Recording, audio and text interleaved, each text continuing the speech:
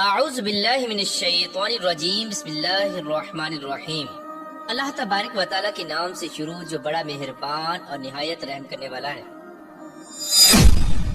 تاریخ کے پنوں کی سیاہی بننے والا وہ فرعون جو کبھی یہ دعویٰ کیا کرتا تھا انا ربکم الاعلی، یعنی میں ہوں سب سے بڑا خدا۔ اللہ تبارک و تعالیٰ نے اس بدبخت کو عبرت ناک موت دے کر اور اس کو غرق کر کے یہ ثابت کر دیا کہ سب سے بڑا خدا کون ہے۔ پیار دوستو، ویسے تو مصر کی تاریخ میں بہت سارے بادشاہ گزرے، لیکن جس فرعون کا ذکر اللہ تبارک و تعالیٰ نے قرآن پاک میں فرمایا ہے، یہ ایسا بدبخت فرعون تھا جو خود کو خدا کہلواتا اور اپنی پوجا کروایا کرتا، اور جو لوگ اس کو خدا ماننے سے انکار کرتے یہ ان پر ظلم و ستم کرتا، اور مصر کا مشکل ترین کام یہ ان سے کروایا کرتا۔ پیار دوستو، فرعون کس قدر بدبخت اور لعین شخص تھا، اس کی بدبختی کا اندازہ اس بات سے بخوبی لگایا جا سکتا ہے کہ جب اللہ تبارک و تعالیٰ نے اس کو ہلاک کیا اور پوری دنیا کے لیے عبرت کا نشان بنایا تو اس وقت اس کی لاش کو نہ تو پانی نے قبول کیا اور نہ ہی زمین نے قبول کیا، بلکہ اس کی لاش اس روئے زمین پر قیامت تک یوں ہی جلتی اور سڑتی رہے گی اور پوری دنیا کے ہر ایک انسان کے لیے عبرت کا نشان بنی رہے گی۔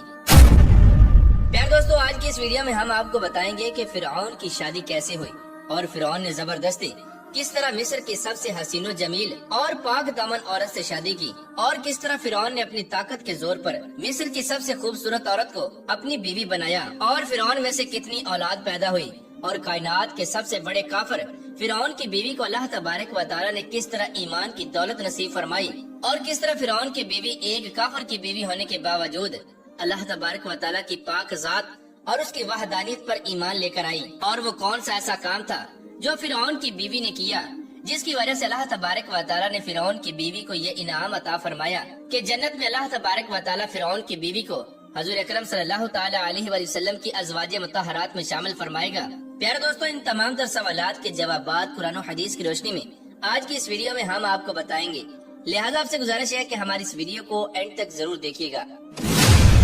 پیارے دوستو، فرعون جب مصر کا بادشاہ بنا تو مصر کا بادشاہ بنتے ہی اس نے اپنی خواہشات کو پورا کرنا شروع کر دیا، اور فرعون نے مصر کے اندر خدائی کا دعویٰ کر دیا اور تمام لوگوں کو اپنی پوجا کرنے کا حکم دیا۔ جو لوگ اس کو اپنا خدا مانتے یہ ان کے ساتھ پیار اور محبت کے ساتھ پیش آتا، اور جو لوگ اس کو خدا ماننے سے انکار کرتے یہ ان پر ظلم و ستم کرتا اور معاذ اللہ ان کو قتل کر دیا کرتا۔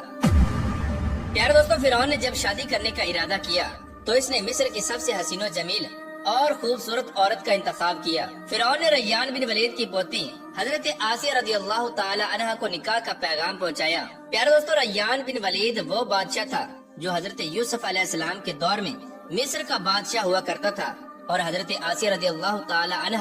اسی بادشاہ کی آل اولاد میں سے تھی،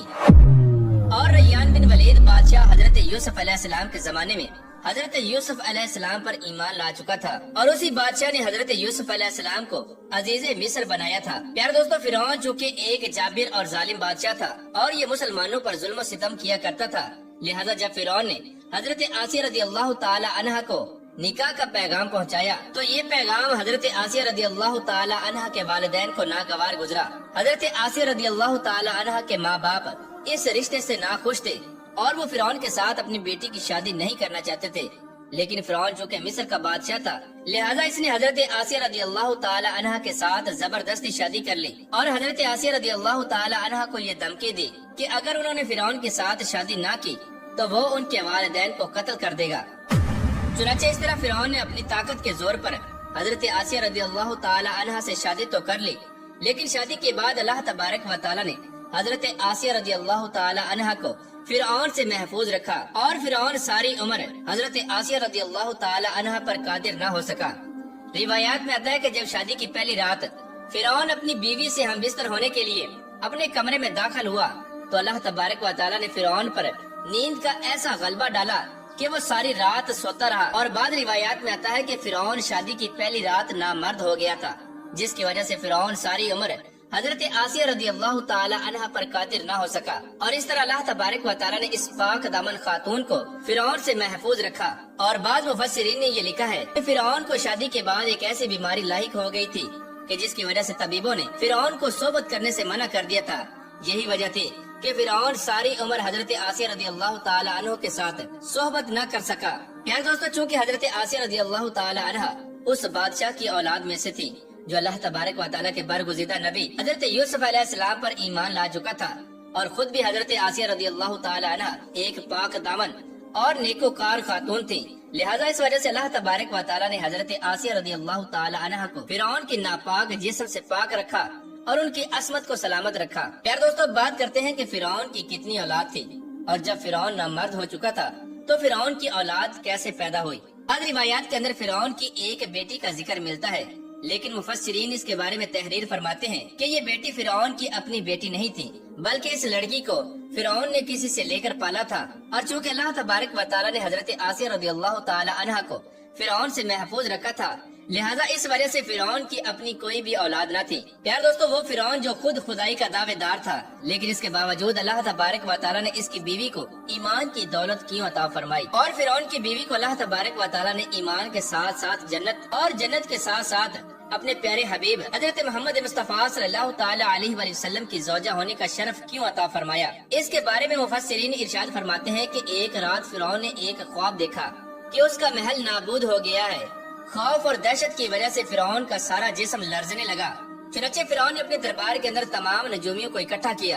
और उनके सामने अपने ख्वाब को रखा और इसकी ताबीर मालूम करने का कहा। तो नजूमियों ने फिरौन के ख्वाब की ये ताबीर बताई कि बनी इसराइल के अंदर एक ऐसा बच्चा पैदा होगा जो तुम्हारी सल्तनत को तबाह बर्बाद कर देगा और तुम्हारी सल्तनत को खत्म कर देगा। चुनांचे फिरौन ने जैसे ही ये ताबीर सुनी तो फिरौन गज़बनाक हो गया और उसने मिस्र के अंदर ये हुक्म जारी कर दिया कि बनी इसराइल के अंदर जो भी बच्चा पैदा हो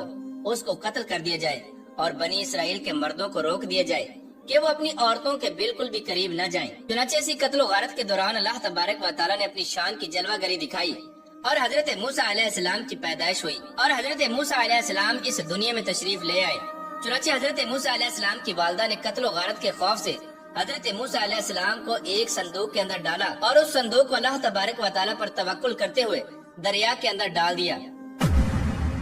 चुनांचे कुदरते इलाही से ऐसा हुआ कि उस दरिया में से एक नहर फिरौन के महल के करीब से गुजरती थी। चुनांचे वो संदूक उस नहर में से होता हुआ फिरौन के महल के करीब आकर रुक गया। चुनांचे फिरौन ने जब उस संदूक को देखा तो उसने अपने हवारियों को ये हुक्म दिया कि उस संदूक को मेरे पास लाया जाए और उसको लाकर खोला जाए और देखा जाए कि उस संदूक के अंदर क्या है। और बाद रिवायात में आता है कि फिरौन की बीवी उस वक्त अपनी कनीजों के साथ वहाँ पर मौजूद थी और जब उस संदूक को खोला गया तो उसमें से एक निहायत ही हसीनो जमील और खूबसूरत बच्चा मौजूद था। इस तरह फिरौन की बीवी हजरत आसिया रज़ियल्लाहु ताला अन्हा उस बच्चे को देखकर बहुत खुश हुई और हजरत आसिया रज़ियल्लाहु ताला अन्हा ने ही और फिरौन की बीवी ने ही हजरत मूसा अलैहिस्सलाम का नाम मूसा रखा था। किब्ती जुबान के अंदर पानी को मौ और दरख्तों को सा कहा जाता है। चूँकि हजरत मूसा अलैहिस्सलाम हजरत आसिया रज़ियल्लाहु ताला अन्हा को पानी और दरख्तों के दरमियान से मिले थे, इसी वजह से हजरत मूसा अलैहिस्सलाम का नाम मूसा रखा गया। यार दोस्तों, रिवायात में आता है कि जब फिरौन की बीवी ने उस संदूक को खोला तो उस संदूक में मौजूद बच्चे के चेहरे पर ऐसा नूर था, तो उस नूर को देखते ही फिरौन की बीवी ने उसे अपना बेटा बना लिया और फिरौन की बीवी फिरौन से कहने लगी कि ये बच्चा तेरे और मेरे आंखों की ठंडक है, इसे हरगिज कत्ल मत करना। उस वक्त नामर्द फिरौन अपनी बीवी से कहने लगा कि ये बच्चा तुम ही रख लो, मुझे इसकी कोई जरूरत नहीं। हदीस पाक में आता है कि हजूर अकरम सल्लल्लाहु ताला अलैहि वसल्लम ने इरशाद फरमाया कि अगर फिरौन अपनी बीवी की तरह हजरत मूसा अलैहिस्सलाम के बारे में ये कहता कि ये बच्चा मेरे आंखों की भी ठंडक है, तो अल्लाह तबारक व तआला जरूर फिरौन को ईमान की दौलत अता फरमाता और वो अल्लाह तबारक व तआला की वहदानियत पर ईमान ले आता। लेकिन फिरौन चूँकि बदबख्त था और उसके नसीब में ईमान था ही नहीं, लिहाजा इस वजह से फिरौन ने इस बात का इकरार ही नहीं किया। प्यारे दोस्तों, हजरत आसिया रज़ियल्लाहु ताला अन्हा शादी के पहले ही दिन से फिरौन के जुल्म सितम के खिलाफ थी और फिरौन के जुल्म सितम के खिलाफ एक पहाड़ बनकर खड़ी रहीं। और जब फिरौन का जुल्म सितम हद से बढ़ गया और अल्लाह तबारक व तआला ने हजरत मूसा अलैहिस्सलाम को मबऊस फरमाया और जब हजरत मूसा अलैहिस्सलाम का मुकाबला फिरौन के जादूगरों से हुआ और जब हजरत मूसा अलैहिस्सलाम के आसा मुबारक ने एक बहुत बड़ा अजदहा बनकर जादूगरों के तमाम छोटे छोटे सांपों को निगल लिया, तो उस वक्त फिरौन की बीवी हजरत आसिया रज़ियल्लाहु ताला अन्हा हजरत मूसा अलैहिस्सलाम के ये अजीमुश्शान मौजज़ा देकर अल्लाह तबारक व तआला की वहदानियत पर ईमान ले आई। लेकिन हजरत आसिया रज़ियल्लाहु ताला अन्हा ने अपने ईमान के बारे में किसी को कुछ न बताया और काफी दिनों तक अपने ईमान को फिरौन से छुपाए रखा। लेकिन जब फिरौन ने खुदाई का दावा किया और खुद को खुदा कहलवाने लगा और लोगों से अपनी पूजा करवाने लगा, तो ये बात हजरत आसिया रज़ियल्लाहु ताला अन्हा के ईमान को बिल्कुल भी गवारा न थी اور حضرت آسیہ رضی اللہ تعالی عنہ کھل کر میدان میں آ گئیں۔ اس وقت حضرت آسیہ رضی اللہ تعالی عنہ نے فرعون کے اس عمل کی سخت مخالفت کی۔ چنانچہ جیسے ہی فرعون کو اس بات کا پتہ چلا کہ میری بیوی حضرت موسیٰ علیہ السلام اور اللہ تبارک و تعالیٰ کی وحدانیت پر ایمان لا چکی ہے، تو بدبخت فرعون نے حضرت آسیہ رضی اللہ تعالی عنہ پر ظلم و ستم کرنا شروع کر دیے، اور فرعون نے روزانہ حضرت آسیہ رضی اللہ تعالی عنہ کو طرح طرح کی اذیتیں دینا شروع کر دی۔ لیکن فرعون کا ہر طرح کا ظلم و ستم بھی حضرت آسیہ رضی اللہ تعالی عنہ کے ایمان کو کمزور نہ کر سکا، بلکہ حضرت آسیہ رضی اللہ تعالی عنہ کا ایمان دن بدن بڑھتا گیا۔ فرعون نے بہت کوشش کی کہ فرعون کی بیوی اللہ تبارک و تعالیٰ کی وحدانیت کو چھوڑ دے اور دوبارہ کفر و شرک کی طرف واپس لوٹ آئے، لیکن فرعون کی تمام تر کوششوں کو حضرت آسیہ رضی اللہ تعالی عنہ نے ناکام بنا دیا، اور حضرت آسیہ رضی اللہ تعالی عنہ صرف اللہ تبارک و تعالیٰ کا نام پکارتی رہی اور اللہ تبارک و تعالیٰ کی عبادت میں ہی مصروف رہی۔ اور اسی طرح بنی اسرائیل کا جو بھی شخص فرعون کو اپنا خدا ماننے سے انکار کرتا اور اللہ تبارک و تعالیٰ کی وحدانیت پر ایمان لے آتا، تو فرعون اس شخص پر طرح طرح کے ظلم و ستم کرتا اور معاذ اللہ ان کو قتل کر دیتا۔ پیارے دوستو، ایک مرتبہ فرعون نے حضرت موسیٰ علیہ السلام پر ایمان لانے والے ایک شخص کو، جس شخص کو قرآن پاک میں مومن آل فرعون کے نام سے یاد کیا جاتا ہے، اس شخص کو بڑی بے دردی کے ساتھ فرعون نے قتل کر دیا۔ چنانچہ اس شخص کے قتل کے بعد فرعون کی بیوی سے رہا نہ گیا، اور فرعون کی بیوی کھلے عام فرعون کی مخالفت کرنے لگی۔ چنانچہ فرعون نے جب یہ دیکھا کہ میری بیوی ہی میرے خلاف ہو چکی ہے اور وہ خل مخلہ میری مخالفت کر رہی ہے، تو فرعون کے اندر غصے کی آگ بھڑک اٹھی۔ تو فرعون نے اپنی بیوی کو دردناک طریقوں سے اذیتیں پہنچانا شروع کر دیں۔ اس بدبخت فرعون نے حضرت آسیہ رضی اللہ تعالی عنہ پر بڑے بڑے ظلم کے پہاڑ گرائے اور ان کو طرح طرح کی اذیتیں دی اور ان کو مارا اور زد و کوب کیا، اور فرعون نے اپنے ظلم کی انتہا یہاں تک کر دی کہ حضرت آسیہ رضی اللہ تعالی عنہ کے دونوں پاؤں اور دونوں ہاتھوں کے اندر لوہے کی کیلوں کو ٹھوک دیا، یہاں تک کہ حضرت آسیہ رضی اللہ تعالی عنہ ہل بھی نہ سکتی تھیں۔ اور اس کے بعد حضرت آسیہ رضی اللہ تعالی عنہ کے سینے پر ایک بھاری بھرکم پتھر کو رکھا گیا اور ان کو گرم ریت پر لٹا دیا گیا، اور حضرت آسیہ رضی اللہ تعالی عنہ کا پانی بھی بند کر دیا گیا۔ پیارے دوستو، اس طرح فرعون نے اپنی بیوی حضرت آسیہ رضی اللہ تعالی عنہ پر اپنے ظلم کی انتہا کر دی، لیکن ان تمام تر مظالم کے باوجود حضرت آسیہ رضی اللہ تعالی عنہ کا ایمان ذرہ برابر بھی کمزور نہ ہوا، بلکہ ان کا ایمان مزید بڑھتا گیا، اور حضرت آسیہ رضی اللہ تعالی عنہ